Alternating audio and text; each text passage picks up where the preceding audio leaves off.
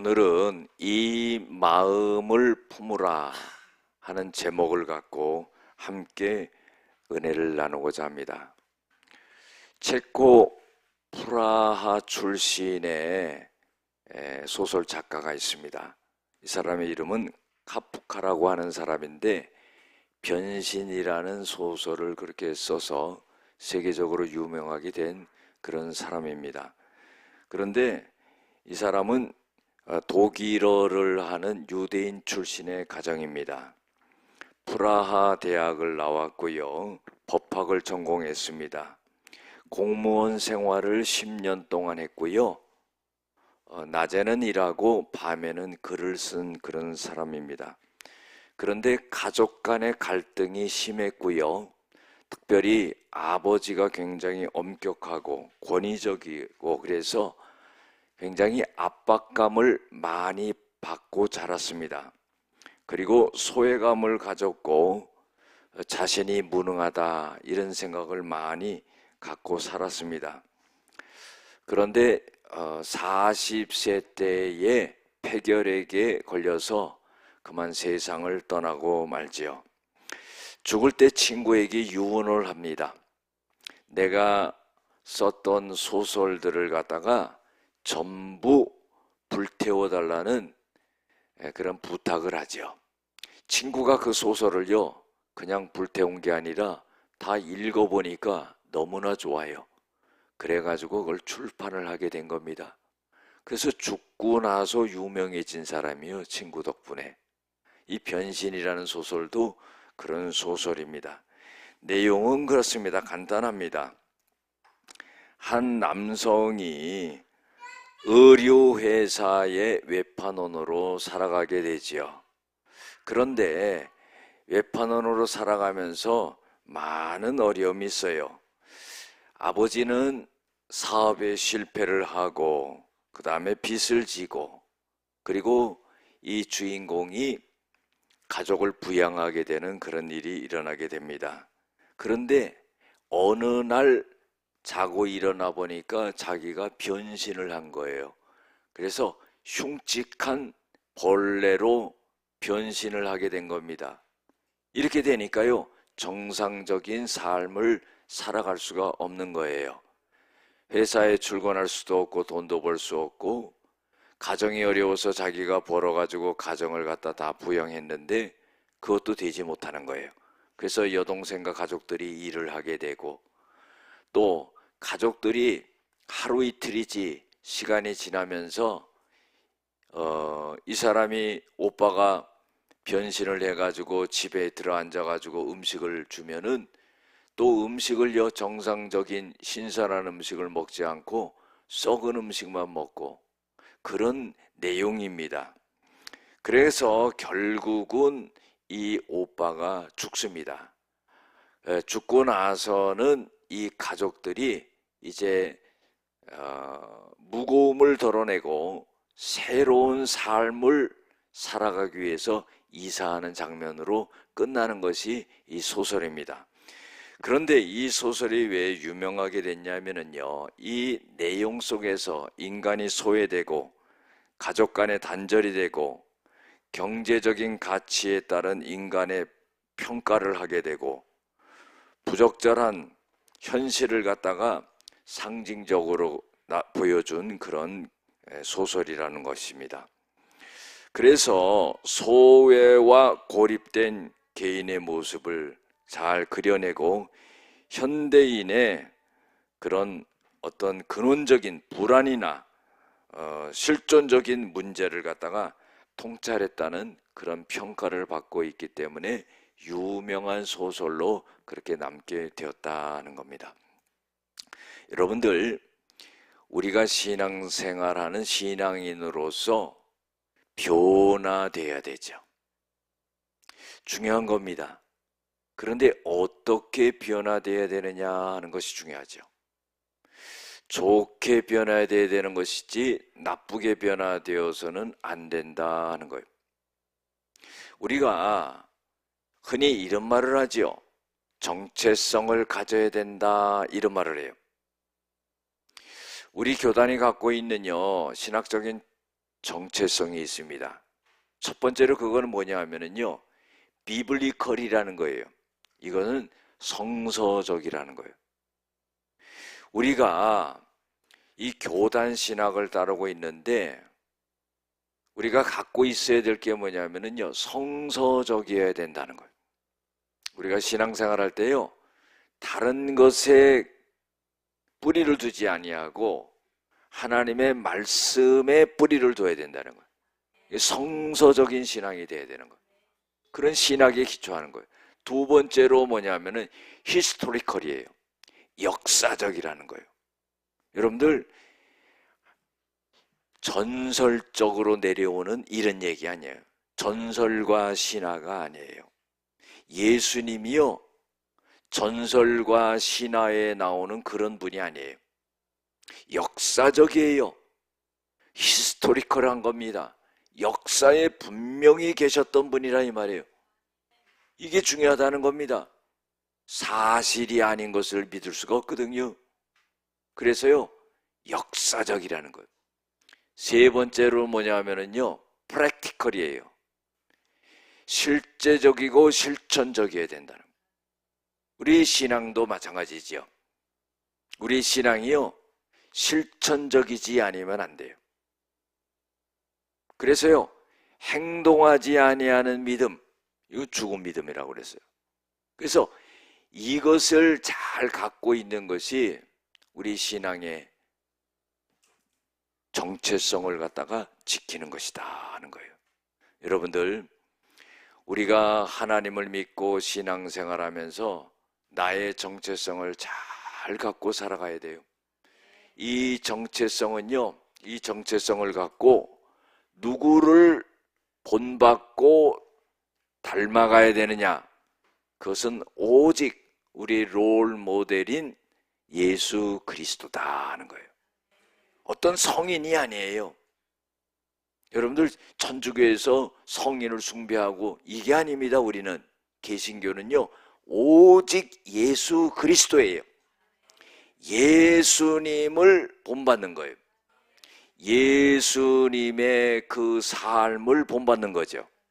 다시 말해서 예수님의 언행을 본받아서 살아가는 거다 하는 거예요. 그러면은요, 예수님을 본받기 위해서는 예수님의 그 마음을 본받아라 하는 거예요. 할렐루야. 마음이라는 것은요, 굉장히 중요한 겁니다. 이 마음이라는 것은 나예요. 이 마음은 혼입니다. 이 마음이 하는 일은 뭐냐면은 지적인 것, 정적인 것, 의지적인 것을 이뤄내는 거예요. 그래서요, 생각을 하고 또 감정이 동하고 의지적으로 결단하고 행동하고 하는 것이 이 마음에서 일어나는 거예요. 그래서요, 예수님의 마음을 본받아야 된다는 거예요. 예수님이 어떤 마음을 갖고 살으셨나, 이것을 우리가 본받아야 되는데, 오늘 성경 본문 말씀을 다 읽지는 않았지만은요, 1절에서 4절까지 보면은 그리스도 안에서, 여러분들, 우리 신앙생활이라는 것은 그리스도 안에서 생활하는 거예요. In Jesus Christ예요. 그리스도 안에서 권면을 하거나 사랑을 하거나 위로를 하거나 교제를 하거나 긍휼을 하거나 자비하거나 마음을 같이 해야 된다는 거예요. 그리고요, 뜻을 합해서 한 마음을 품되 다툼이나 허영으로 하지 말고 오직 겸손한 마음을 갖고 다른 사람을 돌보고 자기를 돌볼 뿐 아니라 다른 사람을 돌보고 또 이 마음을 품으라. 이것은 곧 그리스도 예수의 마음이다. 자, 이게 뭐냐면은요, 이런 여러 가지를 하되 중요한 것은 뭐냐면 예수의 마음을 품고 하는 것이 중요하다는 거예요. 우리가 신앙생활 하면서요, 신념하고 믿음하고는 다릅니다. 신념이라는 것은 내 의지의 결정체예요. 이것은 한계가 있는 겁니다. 그러나 믿음은요, 하나님이 우리에게 주시는 거예요. 선물로 주시는 것이고 한계가 없는 겁니다. 그래서요, 믿음을 갖고 산다. 이것은요, 하나님의 큰 은혜를 받고 산다 하는 거랑 똑같습니다.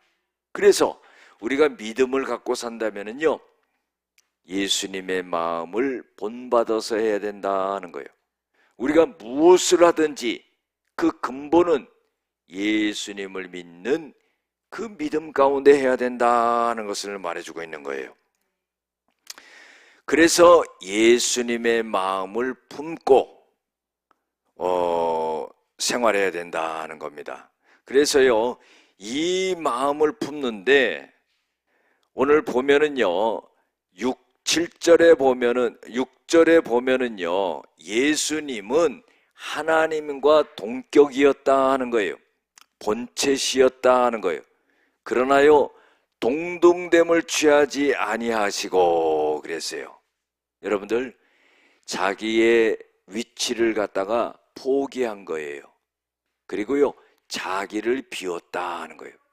권리를 주장하지 아니하고요, 내세우지 않은 거예요. 예수님은요, 하나님과 똑같은 분이에요. 그런데 그 본체시나 하나님과 동등됨을 갖다가 취하지 아니하고 주장하지 아니하셨다 그러는 거예요. 그리고 7절에 보면 종의 형태를 가지사 사람들과 같이 되셨다 하는 거예요. 예수님은요, 바로 하나님이신데 사람의 몸을 입고 오셨다 하는 거예요. 이것을 인카네이션 하셨다 하는 거예요. 성육신 하셨다 하는 거예요. 다시 말해서요, 낮아지셨다 하는 겁니다. 여러분들, 예수님은요, 우리를 위해서 낮아지신 분이에요. 할렐루야. 우리 신앙생활 할 때요, 예수님처럼 낮아지는 모습이 돼야 돼요. 야고보와 요한의 어머니가 예수님께 와서요, 부탁을 하죠. 예수님, 우리 두 아들 주님의 우편에 좌편에 세워주세요 그러는 거예요. 그러니까요, 주님이 너희가 구하는 것을 알지 못하는도다 그렇게 말씀하세요. 그리고요, 제자들은 시기 질투하는 겁니다. 그리고는요, 그 자리에 앉음으로 인해 가지고 어떻게 해요? 그 마음을 갖고 있기 때문에 예수님께서는 그들을 다 순교의 자리에 세우시게 되는 그런 역사가 일어난다는 거예요. 사람은요, 자기가 무슨 뜻을 갖고 하나님 앞에서 어떻게 해야 되는지를 모르고 이야기하는 경우가 있어요. 예수님의 제자들이 바로 그랬던 거예요. 그리고 시기하고 질투했던 거죠. 그런데 예수님은요, 하나님이심에도 불구하고 종의 형체를 갖고 이 땅에 인간의 모습으로 낮아지신 그런 분이다 하는 거예요. 그리고는요, 8절에 보면은 죽기까지 하나님께 복종하셨다는 거예요. 이게 뭡니까? 십자가에 매달려서 돌아가셨다는 거예요. 여러분들, 비하라는 신학적인 용어가 있어요. 비자는 무슨 비자냐면요, 천할 비자예요. 낮아질 비자입니다. 하자는 낮출 하자예요. 그래서 낮추는 거예요. 다시 말해서요, 이 비하라는 것은 두 가지로 볼 수가 있어요. 첫 번째로 내가 다른 사람을 비하할 수 있는 거예요. 다른 사람을 얕잡아 보는 거죠. 다시 말해서요, 다른 사람을 낮잡아 보고 낮추면서 교만해지는 것을 말할 수 있어요. 다른 사람을 갖다가 비하시키면서 자기가 높아질 수 없는 거예요. 예수님께서는요, 대접을 받으려면 대접해라 그랬어요. 높아지려면 낮아지라 하는 거예요. 역설적이죠. 사람의 생각과 다릅니다. 그 비하는요, 다른 사람을 낮추는 경우가 있어요.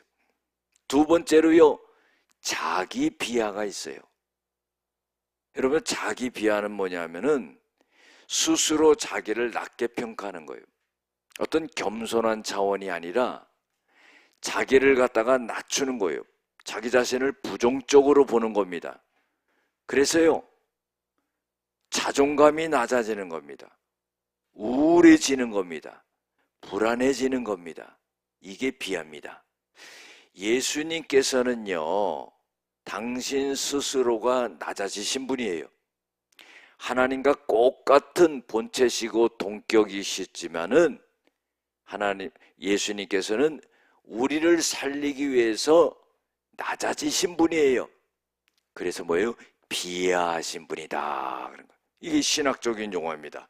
그래서 예수님이 낮아지심을 갖다 신학적으로 표현한 것이 비하의 신분이 되셨다.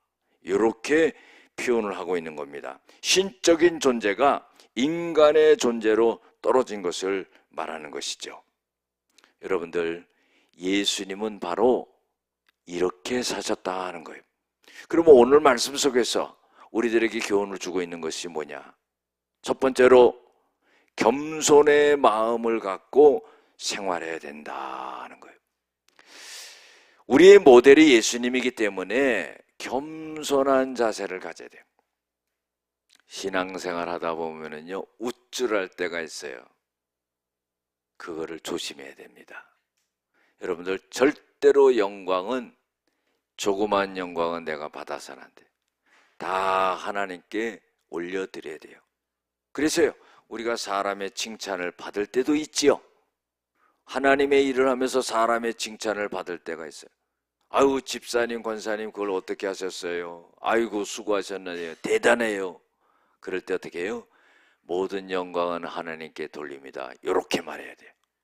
한번 따라해 보세요. 모든 영광은 하나님께 돌립니다. 이렇게 해야죠. 내가 잘했죠? 이렇게 교만해서는 안 된다 이 말이에요. 하나님께 돌려야 돼요. 그래서요, 우리가 끄트린 말은 꼭 그렇게 해야 돼요. 모든 것은 하나님께 영광을 돌립니다. 이렇게 말을 해야 된다 하는 거예요. 겸손한 것을 말하죠. 사막에 가면 낙타가 있죠. 낙타는요, 무릎에 굳은 살이 베겠다는 거예요. 왜 굳은 살이 베긴 줄 아세요? 주인을 낙타 등에 태우고 내리고 할 때요, 항상 낙타는요, 무릎을 꿇는다는 거예요. 여러분들, 너무나 귀중한 거 아니겠어요? 어떤 석공이 있었습니다. 그 석공이요, 돌을 다듬는데, 놀라워요. 아무 형체도 없는 돌을 다듬으면은 멋진 형태가 나타난 거예요. 그걸 보고 있던 한 정치인이요, 그런 말을 했어요. 참 부럽습니다. 내가 정치를 하고 있는데 당신처럼 그렇게 딱딱한 돌을 갖다가 다듬어서 아름다운 형체를 만들듯이 내가 사람들과 정치를 하면서 그 사람들의 마음을 갖다가 부드럽고 아름답게 만들 수 있으면 얼마나 좋겠습니까? 그랬더니 이 석공이 하는 말이 그 정치가에게 무릎을 꿇으시면 됩니다. 그런 거예요. 이게 뭐예요? 겸손해야 된다는 거죠. 다른 사람을 내가 만들려고 그러지 말고 내가 무릎 꿇는 그런 자세가 되면은 그 사람을 변화시킬 수가 있다. 그런 거예요. 어떤 미군 병사가요, 버스를 탔습니다. 그런데요, 옆에 있는 사람하고 얘기를 합니다. 그러면 자기 나라를 자랑하는 거예요. 우리나라는 민주주의 국가다. 우리가 대통령을 만나서도 무슨 말도 할 수 있는 그런 나라다. 그런 거예요. 그랬더니요, 옆에 있던 사람이 이런 말을 하는 거예요. 스웨덴에 있는 왕은 평민과도 앉아서 그렇게 얘기하는 분이시다. 그런 거예요. 그러더니 버스가 딱 쓰고요, 버스에서 한 사람이 딱 내리니까 그 말을 했던 사람이 뭐라고 말을 하냐면 지금 내리신 분이 스웨덴 왕입니다. 그런 거예요. 여러분들, 겸손한 거죠. 지금은요, 조금 높아져 있고요, 조금 가지고요, 조금 들은 게 있고 그러면요, 얼마나 나타내려고 그러는지 몰라요. 그래서 동창회 같은 데 가면 시험 드는 거예요. 부인이 동창회 갔다 오면은요, 서로들 남편들 자랑하니까 와가지고는요, 남편이 못 견디는 거예요. 그런 데 가지 마시고 교회 오시기 바랍니다. 할렐루야. 그런 데 가도 시험이나 들죠. 겸손해야 된다는 거예요. 두 번째로 이 마음을 품으라 그랬는데 어떤 마음이면 순종하는 마음을 갖고 생활해야 된다는 거예요. 8절에 보면은요, 사람의 모양으로 나타나서 자기를 낮추시고 죽기까지 복종하셨으니 곧 십자가에 죽으심이라 그랬어요. 구약 시대에 보면은요, 4대 족장이 있죠. 아브라함, 이삭, 요셉, 그렇죠? 그 다음에 야곱, 이렇게 있습니다. 아브라함, 야곱, 요셉, 이삭 있는데요, 누가 제일 오래 살았냐면은 이삭이 제일 오래 살았어요. 아브라함 175세 살고, 야곱은 147세 살고, 요셉은 110세 살고, 이삭은 180세까지 살았어요. 여러분들, 오래 산 게 구약에서 참 중요합니다. 왜냐하면 하나님 잘 믿으면은요, 장수의 축복을 준다고 그랬어요. 우리가요, 이 땅에서도요, 오래 살아볼 필요가 있어요. 왜 그런지 아세요? 이 땅에서는 잠깐 사는 거예요. 하늘나라에서는 영원히 사는 거예요. 그러니까 이 하늘나라에서 영원히 사니까 이 땅에서 조금 오래 살아볼 필요가 있다는 거예요. 오래 살기 위해서는 어떻게 해요? 믿음 있는 자를 하나님이 오래 살게 한다는 거예요. 그런데요, 이삭이 왜 이렇게 오래 살게 됐냐? 여러분들, 아브라함이 모리아산에 가가지고 번제로 드릴 때 제물이 누구였어요? 이삭이었어요. 아버지를 밀치고 도망갈 수도 있습니다.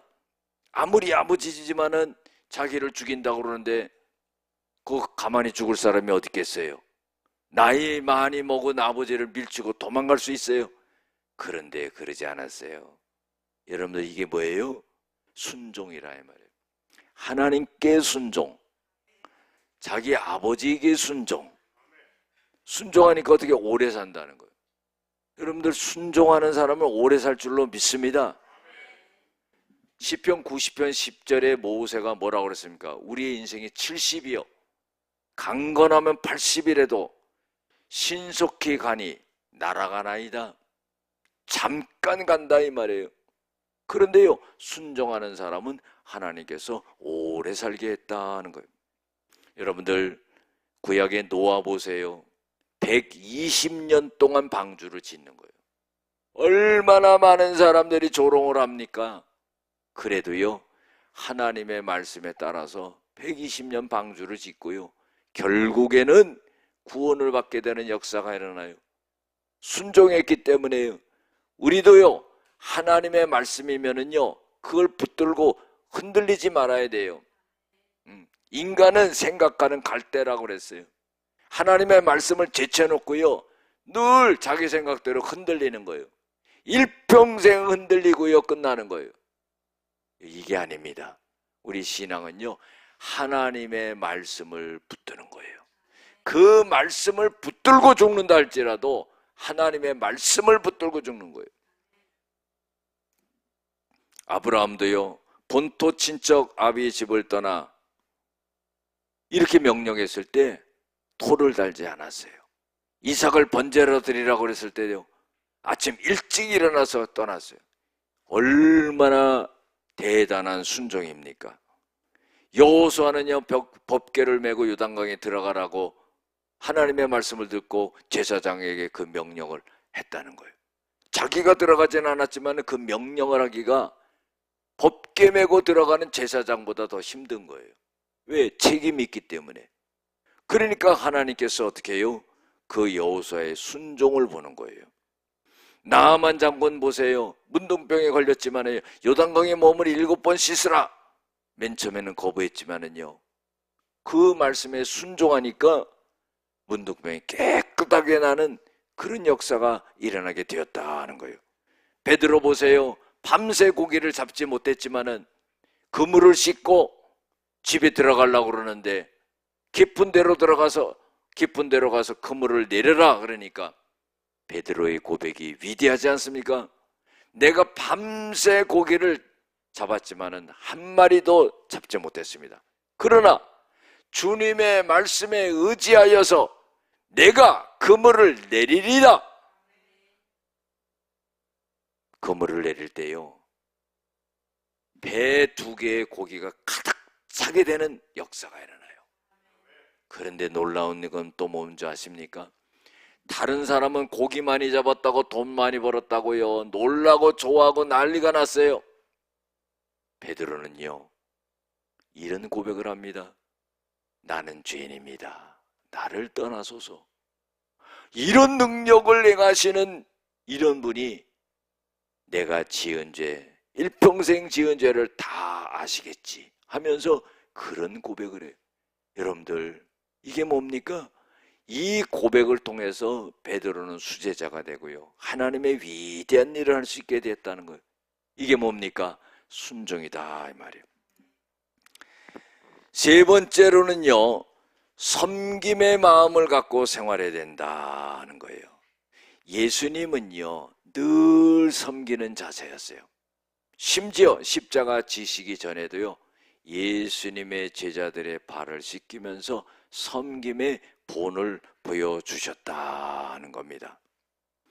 어떤 농장에요, 닭이 꼬끄대 막 우는 거예요. 우니까요, 주인이 가서 보니까 알을 낳았어요. 그래서요, 아이고 네가 알을 낳아서 알 가져가라고 그렇게 네가 꼬꼬댁대는구나. 아이고 착하다. 그러니까 옆에 있던 소가 그거를 봤어. 그래서 이 소가요, 음메 그런 거예요. 그래서 가서 보니까요, 젖이 많이 나왔다고 젖을 가서 드시라고 하는 거예요. 가만히 생각해 보니까 옆에 있던 돼지가요, 고민이 생겼어. 나는 뭘 드릴까 생각하다가 삼겹살을 드렸다는 거예요. 할렐루야. 여러분들, 진짜로 누가 제일 잘 섬긴 거예요? 돼지가 삼겹살을 드렸다는 거예요. 우리는 하나님 앞에요, 늘 계산해요. 그래서 하나님의 역사를 보지 못해요. 방금도 언급했지만은요, 베드로가 무리를 어떻게 걸었어요? 자기 나름대로 이거저거 다 따지고 생각해가지고 걸었습니까? 믿음으로 걸은 거예요. 그러니까요, 그런 믿음 가운데 역사가 된다. 주님을 섬겨나가는데도요, 계산해서 섬겨나가면 안 된다, 이 말이에요. 주님은 우리에게 뭐라고 말씀하시냐면은 마음과 뜻과 목숨과 힘을 다하여 섬겨라 하는 거예요. 그렇게 하나님을 사랑하라는 거예요. 그래서요, 주님을 섬겨나가는 데 있어서 준비가 되어 있어야 된다는 거예요. 하나님의 말씀을 기반으로 준비가 되어 있어가지고 주님이 말씀하시면 이거저거 따지지 아니하고 아멘하고 순종해야 되는 거예요. 그 한 번의 결단이요, 하나님께 위대한 축복을 받아가지고 쓰임받는 그런 역사가 일어난다는 거예요. 성경의 인물들이 다 그랬다는 겁니다. 유럽에요, 렘버린의 천사라는 분이 있습니다. 마리안 프레민저라고 하는 분인데 헝가리 출신의 귀족의 딸입니다. 이 사람은요, 대단했던 사람이에요. 사교계에서 유명했고요, 또 배우로서 활동했던 그런 사람입니다. 그런데요, 의사와 결혼하고 이혼하고요, 영화 감독하고 결혼해서 이혼했어요. 2번의 결혼을 실패했습니다. 그리고요, 어떤 시골에서요, 교회에서 올간을 연주하고 있는 사람을 우연하게 보게 된 겁니다. 그 올간을 연주하고 있던 사람이 누구냐면은 우리가 잘 아는 슈바이처 박사예요. 그래, 굉장한 감동을 받습니다. 그래가지고는요, 이 슈바이처 박사가 올겐을 연주할 때 옆에서 이 악보 넘겨주는 거, 여러분들 이거 대단한 거예요. 이거 한눈 팔면은요, 연주 못합니다. 어디 가는지 딱 보고 딱 넘겨. 그 역할을 하다가 이 슈바이처 박사가 렘버림의 병원에 가서 봉사할 때 따라갔어요. 따라가가지고는 뭘 했냐면은 모든 환자들을 치료하는 데 그걸 도왔어요. 문둥병자들의 식사를 도왔어요. 어린아이들, 아픈 아이들의 목욕을 시켜줬어요. 그 일평생 그렇게 사는 거예요. 그래서요, 물어봤습니다. 어떻게 그런 삶을 살 수 있었습니까? 그러니까요, 이 모든 것이 하나님의 은혜 가운데 되어진 것입니다. 나는 이렇게 사는 삶이 하나님이 주신 삶이라는 것을 고백하며 행복한 삶을 살았습니다. 이렇게 자서전에 기록되어 있어요. 여러분들, 섬김의 삶이라는 것은 굉장히 중요합니다. 그래서요, 우리가 주님을 섬겨나가고요, 교회 안에서 그리스도인으로서 섬겨나가고요, 세상에서 섬김의 삶을 살아가는 저와 여러분들 될 줄로 믿습니다.